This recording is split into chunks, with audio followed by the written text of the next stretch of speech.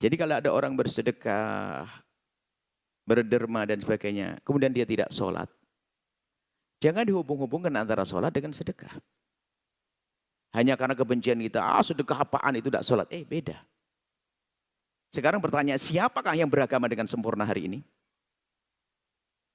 Mungkin ada orang rajin sholat sedekah, tapi tidak sadar dia suka gunjing. Apakah lalu kita katakan, wah sholatmu tidak guna, kau gunjing dok. Jadi sedekahnya bisa diterima. Jadi tolong pandang, dia bersedekah. Kalau ingin membuat perbandingannya adalah begini perbandingannya. Ada orang sedekah tapi nggak sholat, sama orang nggak sholat nggak sedekah, pilih mana? Itu baru seandainya nyambung. Itu loh, jadi supaya hati kita lega. Gampang, kita itu gampang mudah nilai orang dengan nilai negatifnya. Sholat apaan?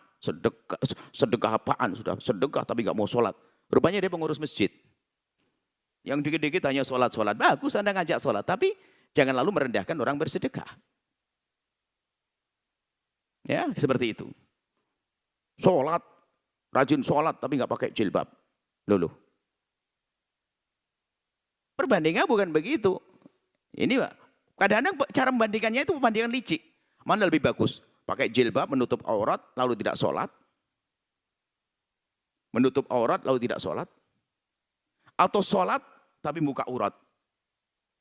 Ini kan orang fitnah, kurang ajar. Kalau ada orang tidak sholat, kemudian dia menutup aurat, alhamdulillah dia masih menutup aurat. Biarpun belum sholat, semoga besok jadi ahli sholat. Ada satu lagi, yang membuka aurat tapi rajin sholat. Ya Allah, dia memang buka aurat tapi alhamdulillah masih sholat. Semoga dengan sholatnya dia menutup aurat. Kenapa gitu aja kok susah?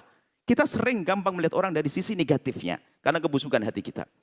Gak ada yang sempurna dalam beragama. Maka cara pandangnya adalah pandang sisi nilai positifnya. Adapun sisi negatifnya kita mohonkan ampun kepada Allah dan kita ingatkan pelan-pelan. Dia sudah sedekah, Masya Allah, Subhanallah. Pak Haji sudah sedekahnya, Masya Allah, tingkatkan lagi. Pak Haji sedekah fakir miskin, sekarang sedekah lagi Pak Haji. Sedekah apa? Bangun masjid Pak Haji. Ntar dulu nih, ntar sholatnya nanti. Bangun masjid, tak tahu dia betul dia sedekah bangun masjid. Pak Haji, ayo Pak Haji diramahmurkan masjidnya. Oh, iya, sholat. Nggak usah sholat, nggak mau sholat dia. Oh, orang nggak sholat disuruh sholat marah dia. Suruh bangun masjid. Habis bangun masjid, Pak Haji bagus ya enak ya Allah. Pasang AC lagi, wallah Pak Haji enak. Sholat dia. Orang pinter tuh ngajak kebaikan tuh nggak kerasa orangnya. Tapi sebagian orang gitu, astagfirullahaladzim, la ilaha illallah, innalillah. Apa itu sedekah banyak tapi nggak sholat?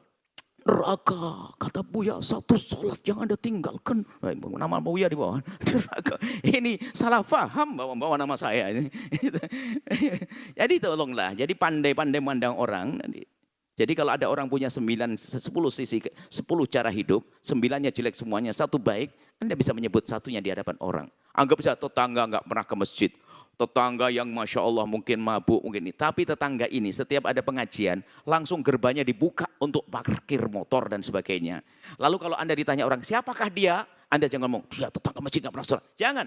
Dia tetangga masjid. Kapan ada majelis, langsung dibuka rumahnya untuk tamu. Itu saja selesai. Sehingga semua orang yang datang ke tempatnya dia senyum. Setelah senyum dia pengen datang ke majelis. Coba kalau kita katakan, wah itu tetangga masjid tidak pernah sholat. Dan akhirnya setiap orang dia dengan pandangan cemberut. Dia biasanya punya pandangan ini ustadz baru ini. Ustadz yang sok dakwah salah caranya ini. Wah astagfirullahaladzim. La ilallah. Apa itu? Ambil orang dengan kelembutan, dengan keindahan. Ini adalah hikmah yang diajarkan Nabi SAW. Memang tidak sholat Allah, iya. Nggak benar, dosa. Tapi orang meninggalkan sholat itu bermacam-macam loh ya. Sepertinya tidak ada orang meninggalkan sholat karena nantang Allah, tidak ada. Mungkin karena tidak ngerti ilmu sholat yang gampang. Atau mungkin dia belum terbiasa dan sebagainya. Maka jangan serta-merta mengatakan, oh dia mau sedekah berarti kan kenal Allah dia. Sedekahnya ke masjid lagi, kenal Allah dia. Cuman mungkin dia belum punya ilmu sholat. Inilah akhlak, inilah adab, inilah hikmah. Wahai ustadz-ustadz muda yang selalu bersemangat dalam mengajak kepada kebaikan. Jangan salah, hikmahnya hilang.